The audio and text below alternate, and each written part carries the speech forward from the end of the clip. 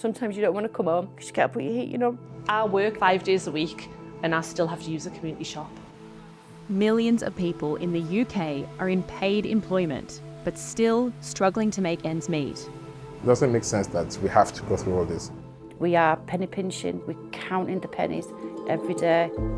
Politicians repeatedly tell voters the best way out of hardship is to get a job. But for a growing number of people, it's just not enough. People like Melanie. When it's a choice between you getting some new shoes and your daughter getting some new shoes, you buy yourself some super glue to glue your shoes together, and I do. And it shouldn't have to be like that. It really shouldn't. No. You don't have to look like you've got nothing to have nothing. I don't do a weekly shop. I can shop daily for bargains, and I can go from one supermarket to another. And we are penny pinching, we're counting the pennies every day. Once you've bought all the essentials for the month, how much are you left with? Nothing. Nothing. We're not living a life, I think we're just plodding on. For the last 14 years, Melanie has been working in a local school as a learning support assistant. I've always had at least 1 or 2 jobs. Worked for every call centre, seasonal work, local football team, cleaning. You've done it all.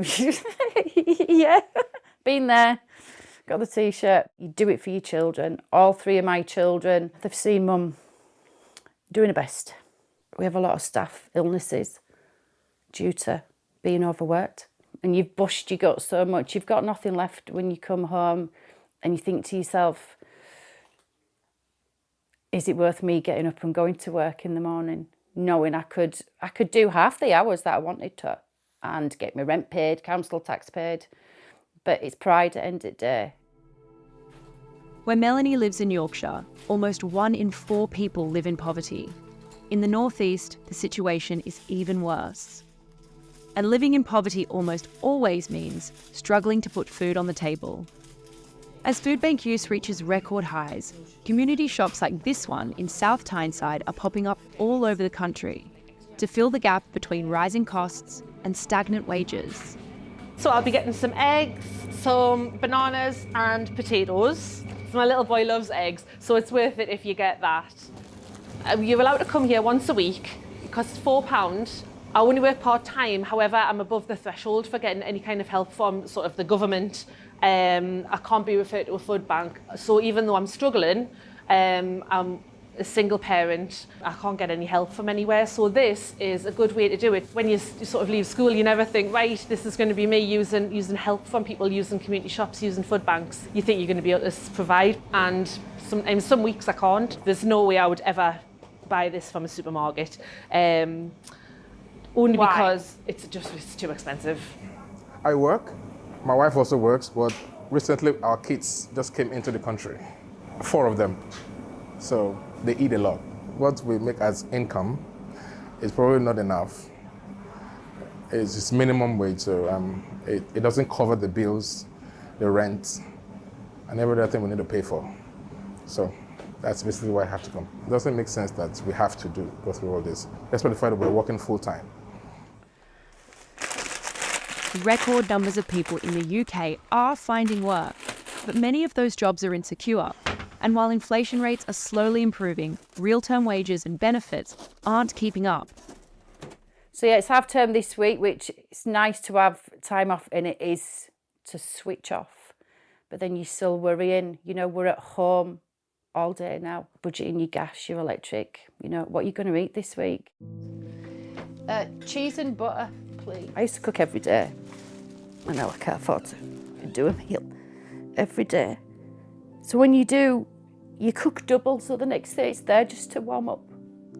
And do you know what? I don't want this for my children when they go out and be their own little adults and get their own lives out there. I don't want that. And I don't want them to see me struggling.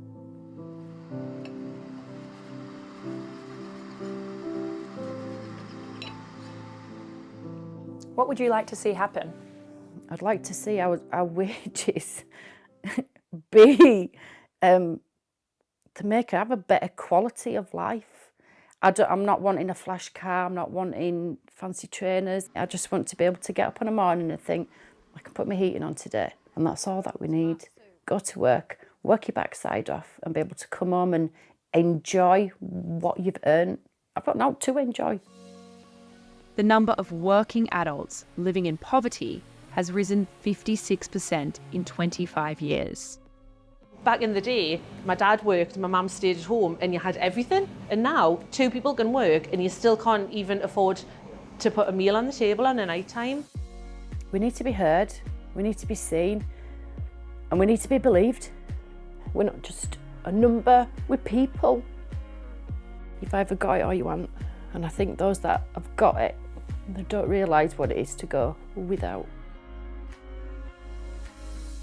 A government spokesperson said, we are providing £104 billion in cost of living support, worth on average £3,700 per household, including investing over £2 billion in the Household Support Fund to help those most in need, as well as boosting pensions and benefits. Since 2010, there are 1.7 million fewer people living in poverty, and we know work is the best route out of poverty. So we're going even further, raising the national living wage, cutting national insurance, curbing inflation, and investing billions through our Back to Work plan to break down barriers to work so even more people can secure long-term financial security.